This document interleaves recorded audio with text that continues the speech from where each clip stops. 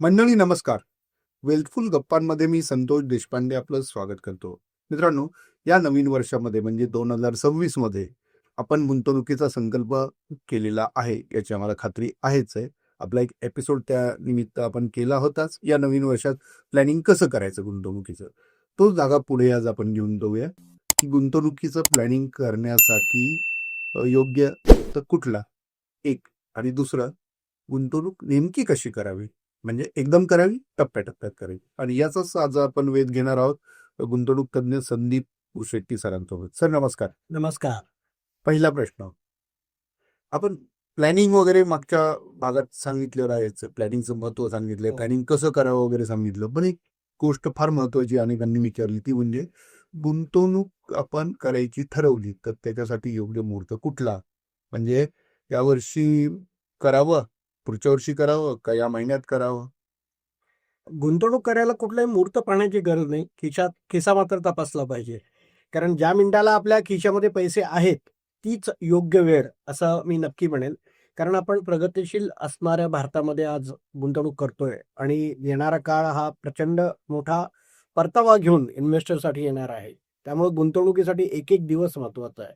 एकही दिवस न चुकवता गुंतवणूक केली पाहिजे, असं मला वाटतं. पैसे जमा करून गुंतवणूक करायला पाहिजे, का आहे त्या पैशांनीशी गुंतवणूक केली पाहिजे? दोन्ही गोष्टींसाठी. म्हणजे पैसा असेल तर नक्कीच गुंतवला पाहिजे आणि जर येणारा काळ पैसा येणार आहे आपल्याला माहिती आहे. या महिन्यात, या वर्षात, या 3 महिन्यात जो काही माझ्याकडे येणारा पैसा आहे, तोही गुंतवणुकीचं त्याचं नियोजन आज आपण करणं गरजेचं आहे. अच्छा. खूप छान तुम्ही इथं सांगितलं. आता पुढच्या मुद्द्याकडे आणि आणखी महत्वाच्या मुद्द्याकडे वळूया. गुंतवणूक करायला कुठल्या वेगळ्या मुहूर्ताची गरज नाही असं आता तुम्ही सांगितलं. बरोबर. आणि त्याच वेळेस पैसे आत्ता असतील तरी करावी, भविष्यात येणार असतील तरी करायला हरकत नाही, त्याचं प्लॅन असाल तर तुम्ही सांगितलं. पुढचा महत्वाचा प्रश्न जो अनेकांना पडतो, माझ्याकडे एक्स अमाऊंट आहे, एक्स अमाऊंट येणार आहे आणि मग मी गुंतवणूक करेल असं मला वाटतं, म्हणजे बल्कमध्ये किंवा एक रकमी.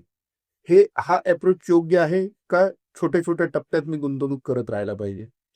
अ, मला हा प्रश्न अनेक वेळा अनेक गुंतवणूकदार विचारत असतात, की "सर मी एकरकमी रक्कम आज गुंतवणं गरजेचं आहे का मी दरमहा किंवा दर 15 दिवसांनी, दर 8 दिवसांनी असे मी पैसे गुंतवले तर मला जास्त नफा होईल?"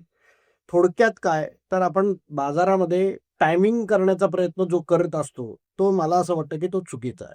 आपल्याकडे जेव्हा पैसे असतील, जितके पैसे असतील, तितके इमिडिएटली आपल्याला गुंतवता आले तर सगळ्यात चांगलं. ज्याच्याकडे आत्ता गुंतवायला पैसे एकरकमी नाहीयेत, पण त्याला खात्री आहे, की दरमहा मी काहीतरी पैसे टाकू शकतो. त्यांच्यासाठी टप्प्याटप्प्याने गुंतवणूक करणं योग्य. त्याचे काही फायदे आहेत, काही तोटे आहेत. परंतु अ, जर आपण दीर्घकालीन विचार करणार असू गुंतवणुकीमध्ये, तर आपल्याला एकरकमी गुंतवणूक ही केलीच पाहिजे, असा माझा आग्रह असतो. कारण एक-एक दिवस आपल्या गुंतवणुकीतला आपल्याला जास्त परतावा घेऊन येऊ शकतो दीर्घकाळात, आपल्याला असं लक्षात येतं. पण असं नाही का होणार की एक रकमी गुंतवणूक आपण करतो आहोत आणि नेमकं तेव्हा मार्केट वरती आहे? बरोबर.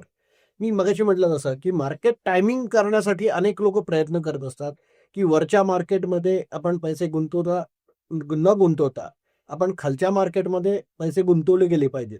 हा जो प्रयत्न असतो, इथेच खूप वेळा आपण बाजाराच्या बाहेर राहतो आणि आपली जी खरी गुंतवणुकीची संधी जी आहे, ती आपल्या हातातून निसटते. अच्छा, खूप छान तुम्ही ही माहिती दिली. आता पुढचा कळीचा प्रश्न, तो म्हणजे टप्प्याटप्प्यात गुंतवणूक केल्याचे फायदे काय? बरोबर. टप्प्याटप्प्यात म्हणजे आम्ही त्याला 2 पद्धतीने गुंतवणूक म्हणतो. एक सिस्टमॅटिक इन्व्हेस्टमेंट प्लॅन, ज्याला प्रचलित शब्द आहे एस-आय-पी आणि याच धर्तीवरती एस-टी-पी, सिस्टमॅटिक ट्रान्सफर प्लॅन हाही एक अतिशय उत्तम पर्याय हा टप्प्याटप्प्याच्या गुंतवणुकीसाठी आहे. एस-आय-पी म्हणजे काय? तर आपल्या खात्यातून दरमहा एक ठराविक रक्कम आपल्या गुंतवणुकीमध्ये जात असते. त्याला आपण सिस्टमॅटिक इन्व्हेस्टमेंट प्लॅन असं म्हणतो. आणि काही वेळा आपल्याकडे एकरकमी पैसा आहे, पण आत्ता मला गुंतवणूक करण्यासाठी भीती वाटते बाजारामध्ये. मग मी काय करतो, तर मी एखाद्या लिक्विड फंडासारख्या फंडमध्ये ते पैसे एकरकमी ठेवतो आणि तिथून दरमहा एका माझ्या ज्या ठरलेल्या गुंतवणूक पर्यायामध्ये मी दरमहा ते पैसे ट्रान्सफर करायला सुरुवात करतो. त्याला सिस्टमॅटिक ट्रान्सफर प्लॅन असं म्हणतात. दोन्हीचा मेकॅनिझम एकसारखंच आहे. पण एकीकडे जेव्हा एस-टी-पीच्या माध्यमातून पैसे टाकत असता, त्यावेळेस तुम्हाला लिक्विड फंडामध्येही व्याज मिळत असतं आणि इकडे जी टार्गेटेड असणारी योजना जी तुम्ही सिलेक्ट केली आहे, तिथेही तुमचा परतावा वाढत असतो. तर त्या केसमध्ये तुम्हाला दोन्हीकडे फायदा मिळू शकतो. एस-आय-पीमध्ये मात्र आपल्या खात्यातनं पैसे तिथे जाणार आहेत. त्यामुळे आपल्या खात्यावर कदाचित बचत खात्यातनं आपण पैसे पाठवत असू, तर त्याला आपल्याला मिळणारं वार्षिक व्याज 2-3% आहे. एस-टी-पीमध्ये जेव्हा आपण लिक्विड फंड किंवा लिक्विड फंडासारखे फंड आपण सिलेक्ट करतो, त्यावेळेस तिकडे मिळणारं व्याज 6% 6.5%च्या दरम्यान आहे. त्यामुळे हा एक ॲडिशनल 3-4% बेनिफिट एस-टी-पीमध्ये आपल्याला घेता येऊ शकतो. आपण टप्प्याटप्प्याने जेव्हा गुंतवणूक करत असतो, त्यावेळेस सगळ्यात महत्त्वाचं जो मॅजिक या ठिकाणी वर्क करतं ते म्हणजे रुपी कॉस्ट ॲव्हरेजिंग.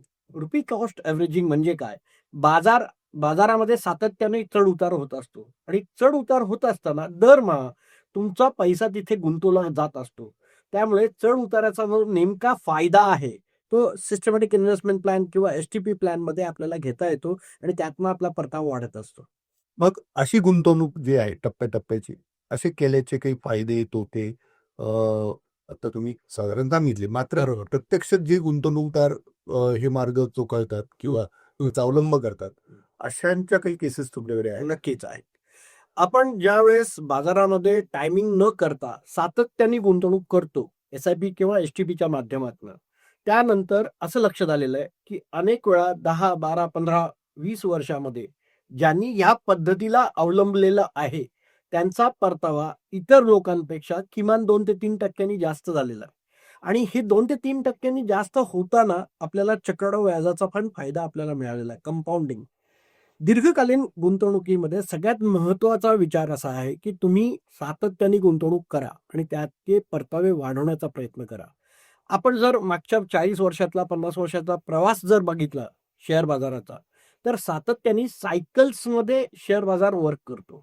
त्या अनेक सायकल्स ज्या आहेत, त्या तुम्हाला घेता आल्या पाहिजे आपल्या गुंतवणुकीमध्ये, जेणेकरून चढत्या बाजाराचा आणि पडत्या बाजाराचा दोन्हीचा फायदा आपल्याला घेता येतो. जेव्हा बाजार पडत असतो, त्यावेळेस तुम्हाला सिस्टमॅटिक इन्व्हेस्टमेंट प्लॅनमध्ये आपल्याला जास्त युनिट्स गॅदर करता येतात. त्या युनिट्सचा फायदा जेव्हा हेच बाजार वरती जातो, त्यावेळेस प्रत्येक युनिटची प्राईस वरती गेलेली असते.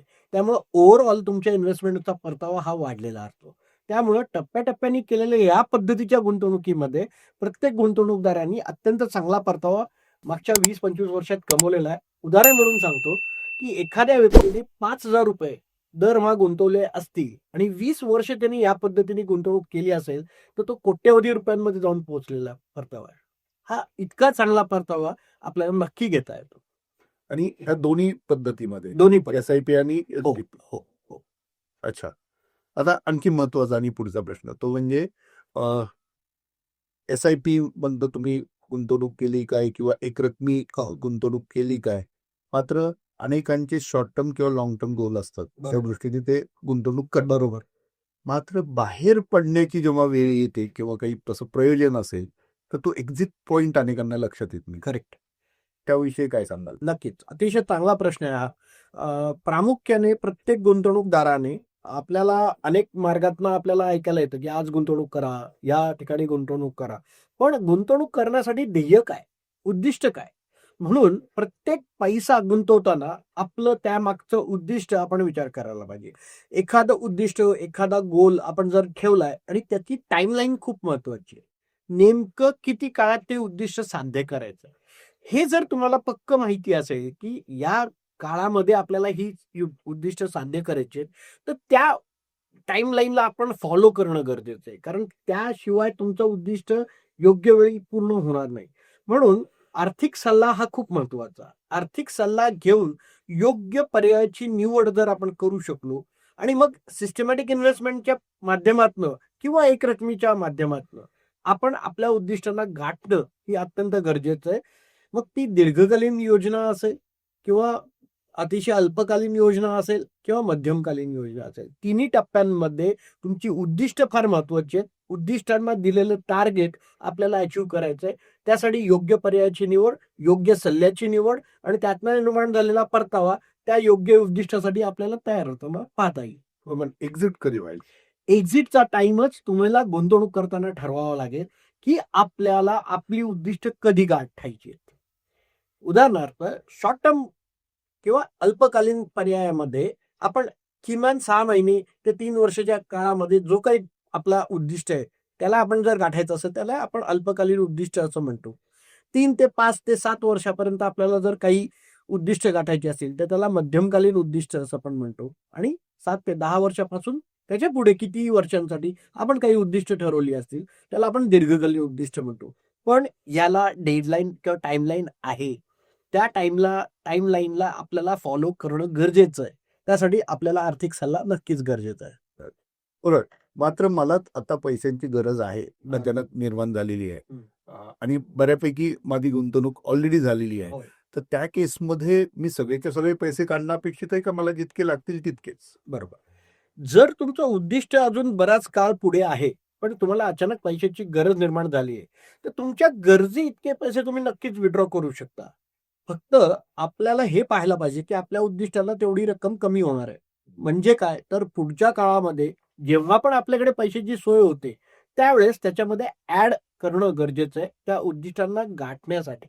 दिलेला किंवा ठरवलेला जो आकडा आहे, उदाहरणार्थ मला जर 20 वर्षानंतर आपल्याला निवृत्त व्हायचंय आणि मी निवृत्तीसाठीचा टार्गेट आपल्या स्वतःसाठी घेतलाय, की साधारणपणे 5 कोटी माझ्याकडे असावे आणि जर मला 5व्या, 6व्या, 7व्या वर्षी अचानक पैशाची गरज निर्माण झाली आणि ती 10 लाख रुपयाची आहे. तर ती 10 लाख रुपये तुम्ही विथड्रॉ करा आणि जेव्हा परत पुन्हा पैशाची गरज म्हणजे निर्माण होईल, तुमच्याकडे पैशाची सोय निर्माण होईल, त्यावेळेस तुम्ही त्याच्यामध्ये भर घालणं गरजेचं आहे. त्यानंतरच आपल्याला 5 कोटीचा टप्पा गाठता येईल. म्हणजे आपणच आपल्याकडनं तात्पुरते बॉरो करायचे. वा. तरी देखील माझा एक पुढचा प्रश्न आहे. नक्की. माझ्याकडे समजा सोन्यात गुंतवणूक आहे, इतर काही स्टॉक्समध्ये आहे आणि म्युच्युअल फंडाचं हो. अनेक वर्षात SIP करतोय. बरोबर. पण तरी देखील मला जेव्हा पैसे लागतात, मोठी अमाऊंट लागते, तेव्हा मी म्युच्युअल फंडाकडेच आधी वळतो. वाव असं वाटतं मला. मग कारण मग सोन्यात वळावं का इकडं वळावं त्यापेक्षा म्युच्युअल फंड तर कसं की पाहिजे तेव्हा आपल्याला टाकता येईल असा एक मला सोयीचा तो मार्ग वाटतो. खरं. त्याविषयी तुमचं काय मत? म्युच्युअल फंडमध्ये एक खूप चांगली सोय अशी आहे, की तुम्ही आज जर गुंतवणुकीतनं बाहेर पडण्याचा निर्णय करत असाल, पार्शली जरी, तरी तुम्हाला अक्षरशः 3 दिवसात आपल्या खात्यामध्ये पैसे येतात. त्याला अत्यंत सोपी प्रक्रिया आहे. ती प्रक्रिया पूर्ण केली, की तिसऱ्या दिवशी आपल्या खात्यामध्ये पैसे येतात. दुर्दैवाने अनेक योजना अशा आहेत किंवा अनेक पर्याय असे आहेत, की ज्याच्यातनं 3 दिवसात बाहेर पडणं शक्य नाही आणि कदाचित आपण ते पाहतही नाही. उदाहरणार्थ अनेक वेळा आपल्या पोस्टात पैसे पडलेले असतात, आपल्या पब्लिक प्रॉव्हिडंट फंडात पैसे पडलेले असतात. आपल्याकडे सोन्याच्या प्युअर फॉर्मॅटमध्ये काही सोनं घेऊन ठेवलेलं असतं. आता कित्येक लोकांचा एक्झाम्पल पाहत असतो, की कोणी ₹20,000 तोळा असताना सोनं खरेदी केलंय, कोणी ₹25,000 तोळा असताना खरेदी केलंय. आज मग ₹1.5 लाख तोळा सोनं जेव्हा झालेलं आहे, तर कुठेतरी तो पण पर्याय आपण जोखानला पाहिजे. इथे ह्या पर्यायामध्ये जेव्हा म्युच्युअल फंडातल्या गुंतवणुकीबद्दल आपण विचार करत असतो, त्या ठिकाणी तुम्हाला चक्रवाढ व्याजाचा सगळ्यात मोठा फायदा ह्या योजनेतनं मिळत असतो, जो कदाचित इतर कुठल्याही पर्यायांमध्ये मिळत नाही. सोनं असेल, जागा असेल, इतर ठिकाणी आपल्याला ठराविक व्याज, प्राइस डिफरन्समुळे मिळत असतं. तिथे व्याजावर व्याज ही कन्सेप्ट नाहीये. मला असं वाटतं, की स्मार्ट गुंतवणूकदाराला आपल्याला जो जास्तीत जास्त व्याज कमवून देणार आहे, त्या पर्यायाला सगळ्यात शेवटी विचार करण्याची गरज आहे. पैसे काढण्याचीच वेळ येणार असेल तर. पण आपण होतं काय, की हे सगळ्यात सोपं आहे, हे पटकनी पैसे मिळतात, पहिल्यांदा ह्याच्यातनंच पैसे विथड्रॉ करू. हा प्रकार जो आहे, हा प्रत्येक गुंतवणूकदारांनी टाळला पाहिजे. पैसे तुमचेच आहेत, पण पैसे सगळ्यात शेवटी ह्याच्यातनं बाहेर काढले पाहिजे. इतर पर्यायातनं पैसे काढले पाहिजेत. अनेक वेळा अनेक लोकं एफ-डीमध्ये पैसे गुंतवून ठेवतात. 5 आणि 6% ची एफ-डी आपण बघतही नाही त्याच्याकडे आणि तो पर्याय न तपासता आपण या पर्यायांकडे येतो. कारण हे पैसे 3 दिवसात मिळतात. एफ-डीमध्ये जेव्हा पैसे काढायला गेलो प्री मॅच्युअर्ड तर आपल्याला पेनल्टीही बसते. त्या केवळ 0.5% पेनल्टीसाठी आपण त्यातनं बाहेर पडत नाही. जेव्हा की त्याच्यावर मिळणारं व्याज हे 5-6% दरम्यान आहे. आणि इथे मात्र आपल्याला 12-15%, 18% व्याज मिळत असतं. ते मात्र आपण पटकन विथड्रॉ करून बसतो. ही चूक प्रत्येक गुंतवणूकदारांनी टाळली पाहिजे. आता शेवटाकडे आपण वळूया. सगळ्यात महत्त्वाचं आणि तितकाच क्रिटिकल प्रश्न पुन्हा एकदा. 2026 मध्ये आम्ही मग एक रकमी गुंतवावं का टप्प्याटप्प्यात गुंतवावं? तुमचा सल्ला काय? हे वर्षही 2025 सारखं अतिशय व्होलाटाईल राहील. हे वर्ष आहेत. या वर्षातही तुम्हाला अनेक घटना घडतील, की त्या घटनांमुळे बाजारावरती नक्कीच परिणाम होईल. चांगला किंवा वाईट. ह्या सगळ्या पर्यायामध्ये टप्प्याटप्प्याने केलेली गुंतवणूक सगळ्यात चांगली. परंतु आपण ऑलरेडी 16-17 महिने आता बाजारामध्ये एक प्रकारची टाईम करेक्शन पाहत आहोत आणि काही काळामध्ये आपण प्राइस करेक्शन पाहिलेली आहे. अशा बॅकग्राऊंडवरती एकरकमी गुंतवणुकीचाही पर्याय अत्यंत आकर्षक झालेला आहे. फक्त सगळ्यात महत्त्वाचं टप्प्याटप्प्यातल्या गुंतवणुकीला कुठलाही पर्याय नाही. ते तर करायलाच हवं. पण एकरकमी करताना किमान तुमच्याकडे 5 वर्षाचा कालावधी जर आत्ता असेल, तर एकरकमी गुंतवणुकीचा सुद्धा आम्ही नक्कीच सल्ला देतो. आणि असं वाटतंय, की या ठिकाणी जर 4 ते 5 वर्षाचा विचार करून जरी गुंतवणूक करायला आलात, तर तुम्हाला अत्यंत मोठा परतावा या ठिकाणी एकरकमीमध्ये बनताना मला दिसतोय. टप्प्याटप्प्याच्या गुंतवणुकीमध्ये तुम्हाला दीर्घकालीनच विचार करायला पाहिजे. कारण चक्रवाढ व्याजाचा फायदा हा दीर्घकालीनमध्येच मिळतो. त्यामुळे जर टप्प्याटप्प्याने गुंतवणूक करण्याची जर आपली मानसिकता असेल, तर तुम्ही किमान 10 ते 15 वर्षाचा वेळ किंबहुना जास्तच देता आला, तर अत्यंत चांगलं. तुम्हाला अत्यंत मोठा परतावा या ठिकाणी टप्प्याटप्प्यामध्ये सुद्धा मिळवता येईल. आणि शॉर्ट टर्म साठी टप्प्याटप्प्याची गुंतवणूक करावी का लॉंग नाही. टर्म साठी? शॉर्ट टर्म जर आपल्याकडे मुळातच वेळ कमी आहे, तर तुम्ही एकरकमीच गुंतवलं पाहिजे. दीर्घकालीन गुंतवणुकीमध्ये मात्र तुम्ही टप्प्याटप्प्याचा पर्याय नक्की घेऊ शकता.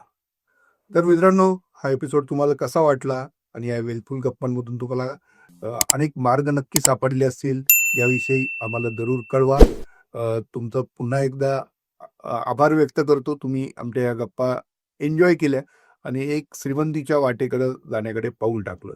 सर, खूप खूप धन्यवाद. धन्यवाद.